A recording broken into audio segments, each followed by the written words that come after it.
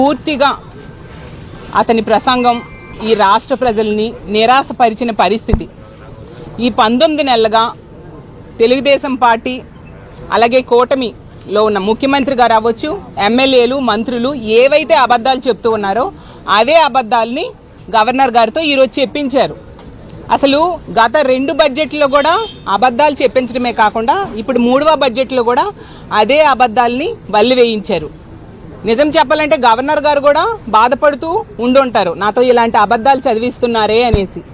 ఎందుకంటే ఈ రాష్ట్రంలో ఈ 19 నెలలుగా ఇచ్చిన ఏ ఒక్క హామీ అమలు చేయలేదు. ఒక దుష్ట పరిపాలన సాగుతూ ఉండే పరిస్థితి. దాన్ని కప్పిపుచ్చుకోవడం కోసం అత్యున్నత స్థానంలో కూర్చున్న గవర్నర్ గారితో ఇలాంటి అబద్ధాలు చెప్పించడం నిజంగా చాలా బాధాకరం. ఈ రాష్ట్రంలో ఈరోజు తీసుకుంటే ప్రజాస్వామ్యం అనేది లేదు, శాంతి భద్రతలు లేవు, అభివృద్ధి లేదు, సంక్షేమం లేదు, ఉద్యోగాలు లేవు. అలాగే ఉద్యోగస్తులకి ఈరోజు శాంతి లేని పరిస్థితి నెలకొనుంది. ఈ రాష్ట్రంలో ఎవరిని అడిగినా, ఏ ప్రజలను అడిగినా కూడా చెప్తారు ఎలాంటి పాలన సాగుతుంది అని అడిగితే ఈ రాష్ట్రంలో అశాంతి, అప్పులు, అలాగే అక్రమ కేసులు, అశ్లీల నృత్యాలు, అప్రజాస్వామికమైన పాలన సాగుతూ ఉంది అనేసి ప్రతి ఒక్క ప్రజలు చెప్పే పరిస్థితి మనం చూస్తూ ఉన్నాము. నిజంగా ఇంత దారుణమైన పరిపాలన గతంలో ఎప్పుడు ఈ రాష్ట్రంలో లేదు. ఈవెన్ చంద్రబాబు నాయుడు గారు గతంలో ముఖ్యమంత్రిగా ఉండేప్పుడు కూడా ఇంత దారుణంగా పరిపాలించలేదు. ఈరోజు అలాంటి పాలన ఉండడం వల్ల ఒక 20 ఏళ్ళు ఈ రాష్ట్రం అభివృద్ధిలో వెనక్కి వెళ్ళిపోయిన పరిస్థితి. గతంలో జగన్మోహన్ రెడ్డి గారు ఈ రాష్ట్రాన్ని ఎంతో చక్కగా పరిపాలించడం వలన మిగతా రాష్ట్రాలకు ఆదర్శంగా ఈ ఆంధ్రప్రదేశ్ రాష్ట్రం నిలిచిన పరిస్థితి మనం చూసాం. ఈజ్ ఆఫ్ డూయింగ్ లో నంబర్ 1 స్థానంలో నిలబెట్టారు జగన్మోహన్ రెడ్డి గారు. అలాగే విద్య, వైద్యం, వ్యవసాయ రంగాలకి పెద్దపీట వేస్తూ నిజంగా మిగతా రాష్ట్రాలన్నిటికి కూడా వీళ్ళ ఆదర్శంగా, మన ఆంధ్రప్రదేశ్ రాష్ట్రం ఆదర్శంగా ఉండే పరిస్థితి మనం చూసాం. నిజంగా అప్పుల్లో తీసుకుంటే 3.22 లక్షల కోట్లు అప్పు చేశారు కేవలం 19 నెలల్లో కూటమి ప్రభుత్వం. అంటే అది ఆల్ టైమ్ రికార్డు. అంత దారుణంగా రాష్ట్రాన్ని అప్పుల్లో ముంచేసిన పరిస్థితి.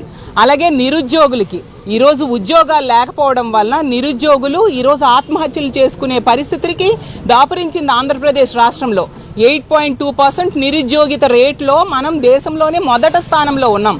ఇంత దారుణమైన పరిస్థితులు గతంలో ఎప్పుడైనా చూసామా నేను అడుగుతూ ఉన్నాను. అలాగే నిరుద్యోగులకి నిరుద్యోగ భృతి ఇస్తామన్నారు. అది ఇప్పటి వరకు కూడా 19 నెలలైనా 3వ బడ్జెట్ ప్రవేశపెడుతూ ఉన్నారు. ఇప్పటికి కూడా ఇవ్వని పరిస్థితి మనం చూస్తూ ఉన్నాము. అలాగే రైతులకి పెట్టుబడి సాయం లేదు, గిట్టుబాటు ధర లేదు. దానివల్ల రైతులు ఈరోజు ఆత్మహత్యలు చేసుకుంటూ ఉండే పరిస్థితి మనం చూస్తూ ఉన్నాము. అలాగే మహిళల్ని ఎంత నెట్ట నిలువుగా మోసం చేశారంటే ఎన్నో హామీలు ఇచ్చారు, ఏ ఒక్క హామీ కూడా అమలు చేయలేదు సరికదా. మహిళలకి రక్షణ ఇవ్వకుండా ఉండే పరిస్థితి మనం చూస్తూ ఉన్నాము. ఎంత దారుణంగా వాళ్ళ ఎమ్మెల్యేలు, వాళ్ళ నాయకులే మహిళల్ని వంచిస్తూ ఉంటే వీళ్ళు చోద్యం చూస్తూ మహిళలకి కాపాడని పరిస్థితి మనం చూస్తూ ఉన్నాము. అలాగే మహిళల సాధికారత ఈరోజు నెట్ట నిలువుగా ఘోరమైన పరిస్థితిలో సాధికారత కోల్పోయిన పరిస్థితి ఈ రాష్ట్రంలో మహిళలు ఉన్నారు. అలాగే మహిళల పరపతి కూడా తగ్గిపోయిన పరిస్థితి మనం చూసాము. అలాగే డ్వాక్రా సంఘాలకి ఈరోజు బ్యాంకులు లోన్లు ఇవ్వని పరిస్థితి మనం చూసాం. అలాగే మహిళల తాలూకా పొదుపు తాలూకా శక్తి కూడా ఈరోజు ఈ కూటమి పాలనలో తగ్గిపోయిన పరిస్థితి మనం చూసాం. గతంలో జగనన్న మహిళల కోసం చేయూత, ఆసరా, ఈబీసీ నేస్తం ఇలాంటి ఎన్నో పథకాలు పెట్టి పెద్ద పెద్ద కంపెనీలతో టైఅప్ చేసి వాళ్ళ ఆర్థిక స్వావలంబన కోసం ఎంతగానో కృషి చేస్తే ఈరోజు అవేవీ లేకపోవడం వలన, వాళ్ళని ఆదుకోకపోవడం వలన డ్వాక్రా సంఘాల దుస్థితి ఈరోజు ఎలా ఉంది.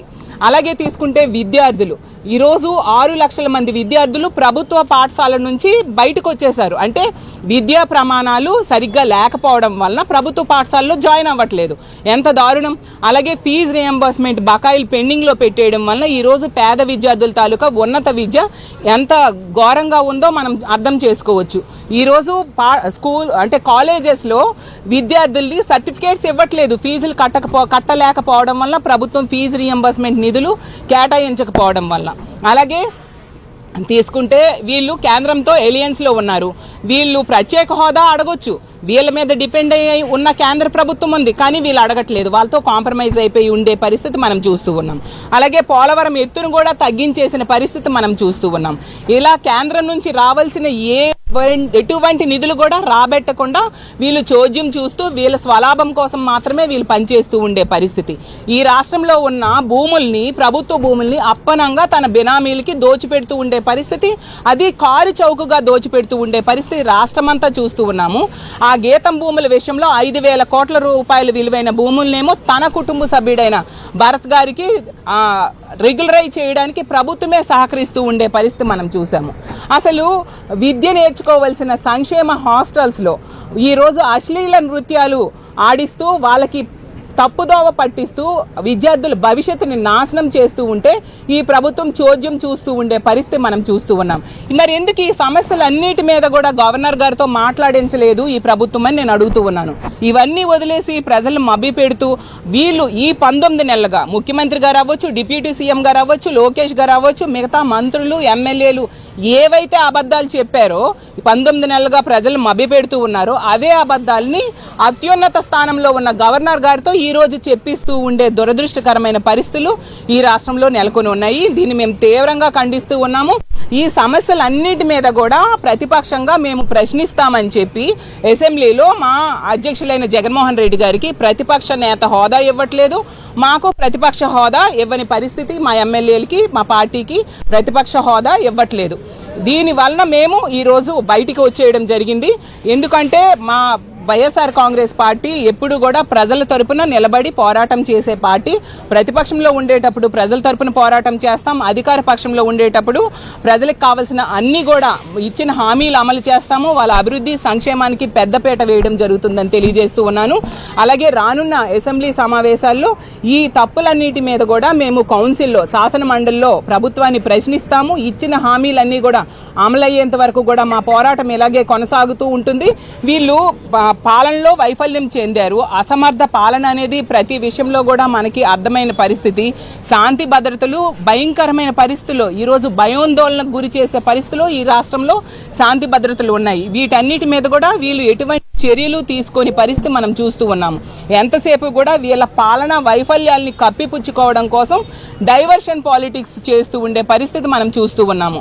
ప్రతి సందర్భంలో కూడా వీళ్ళ పాలనా వైఫల్యాలను కప్పిపుచ్చుకోవడానికి డైవర్ట్ చేస్తూ రకరకాల అవసరం లేని ఇష్యూలు, అబద్ధ ప్రచారాలు చేస్తూ ఉండే పరిస్థితి మనం చూస్తూ ఉన్నాము. అందుకే ఈ గవర్నర్ గారితో ఇలాంటి పచ్చి అబద్ధాలు చెప్పించారు. ఈరోజు చంద్రబాబు నాయుడు గారు అవ్వచ్చు, పవన్ కళ్యాణ్ గారు, లోకేష్ గారి తాలూకా పాలనా వైఫల్యము, అలాగే తెలుగుదేశం పార్టీ నాయకుల తాలూకా అరాచకాలని రానున్న రోజుల్లో మేము మా శాసన మండలిలో ఎండగట్టబోతూ ఉన్నాము.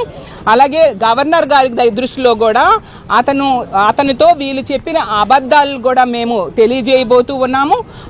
ఈ గవర్నర్ గారి ప్రసంగాన్ని కూడా మార్చాల్సిందిగా మేము కోరబోతూ ఉన్నాము. రానున్న రోజుల్లో ప్రజల తరపున ఈ నెల రోజులు శాసన మండలి సమావేశాల్లో మేము